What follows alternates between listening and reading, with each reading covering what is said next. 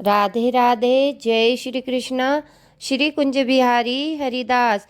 बोल हरिदास बाबा की जय। बाके बिहारी लाल की जय। श्री राधिका रानी की जय। वृंदावन धाम की जय। बरसाना धाम की जय। राधे राधे भक्तों।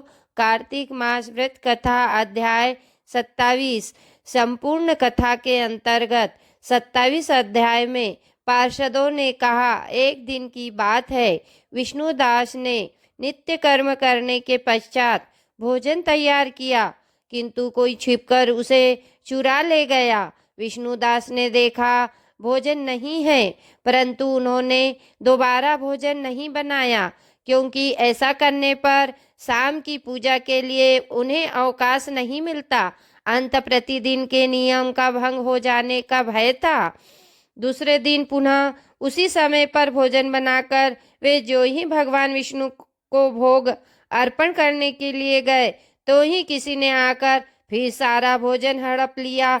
इस प्रकार 7 दिनों तक लगातार कोई उनका भोजन चुरा कर ले जाता रहा। उसे विष्णुदास को बड़ा विस्मय हुआ। वे मन ही मन इस प्रकार विचार करने लगे, हो कौन प्रतिदिन आकर मेरी रसोई चुरा ले जाता है। यदि दोबारा रसोई बनाकर भोजन करता हूँ तो शाम की पूजा छूट जाती है। यदि रसोई बनाकर तुरंत ही भोजन कर लेना उचित हो तो मुझसे यह न होगा, क्योंकि भगवान विष्णु को सब कुछ अर्पण किए बिना कोई भी वैष्णव भोजन नहीं करता। आज उपवास करते हुए मुझे 7 दिन हो गए हैं। इस प्रकार मैं व्रत में कब तक स्थिर रह सकता हूँ। अच्छा, आज मैं रसोई की भली भांति रक्षा करूँगा। ऐसा निश्चय करके भोजन बनाने के पश्चात वे वहीं कहीं छिपकर खड़े हो गए। इतने में ही उन्हें एक चंडाल दिखाई दिया, जो रसोई का अन्न हर कर जाने के लिए तैयार खड़ा था। भूख के मारे उसका सारा शरीर दुर्बल हो गया था। मुख पर दीनता छा रही थी। शरीर में हाड़ और चाम के सिवा कुछ शेष नहीं बचा था। उसे देखकर श्रेष्ठ ब्राह्मण विष्णुदास का हृदय करुणा से भर आया। उन्होंने भोजन चुराने वाले चंडाल की ओर देखकर कहा, भैया जरा ठहरो ठहरो, क्यों रूखा सूखा खाते हो? यह घी तो ले लो। इस प्रकार कहते हुए विप्रवर विष्णुदास को आते देखकर वज चंडाल भय के मारे बड़े वेग से भागा और कुछ ही दूरी पर मूर्छित होकर गिर पड़ा।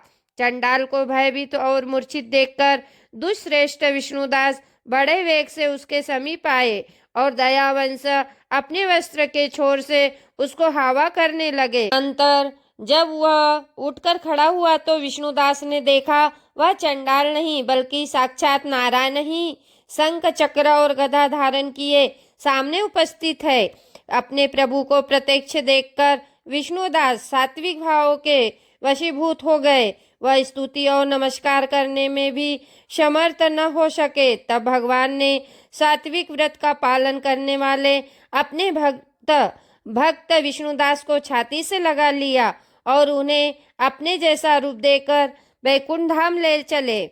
उस समय यज्ञ में दीक्षित हुए राजा चोल ने देखा विष्णुदास एक श्रेष्ठ विमान पर बैठकर भगवान विष्णु के समीप जा रहे हैं।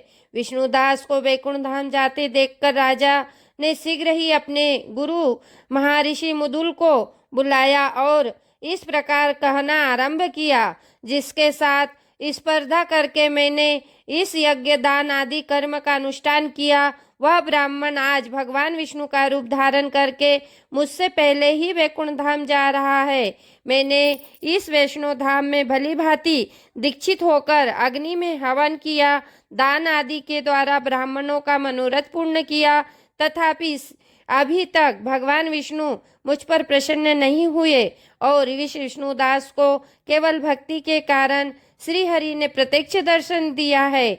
अंत जान पड़ता है कि भगवान विष्णु केवल दान और यज्ञों से प्रसन्न नहीं होते, उन प्रभु का दर्शन करने में भली भांति ही प्रावधान करना है कारण है भली भांति ही प्रधान कारण है। दोनों पार्षदों ने कहा।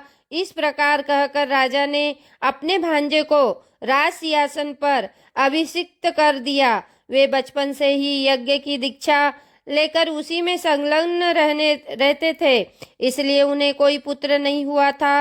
यही कारण है कि उस देश में अब तक भांजे का ही राज्य के उत्तराधिकारी होते हैं।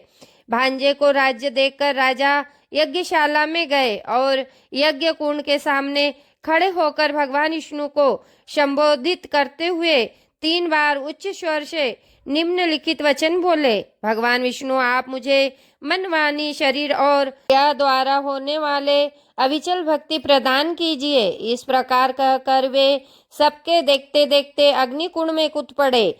बस उसी क्षण भक्त वत्सल भगवान विष्णु अग्निकुंड से प्रकट हो गए। उन्होंने राजा को छाती से लगाकर एक श्रेष्ठ विमान में बैठाया और उन्हें अपने साथ लेकर वैकुंठ धाम को प्रस्थान किया। नारद जी बोले, हे राजन, जो विष्णुदास थे वे तो पूर्णशील नाम से प्रसिद्ध भगवान के पार्षद हुए और जो राजा चोल थे उनका नाम सुशील हुआ। इन दोनों को अपने ही समान रूप देकर भगवान लक्ष्मीपति ने अपना द्वारपाल बना लिया। राधे राधे। जय श्री कृष्ण। श्री कुंज बिहारी हरिदास।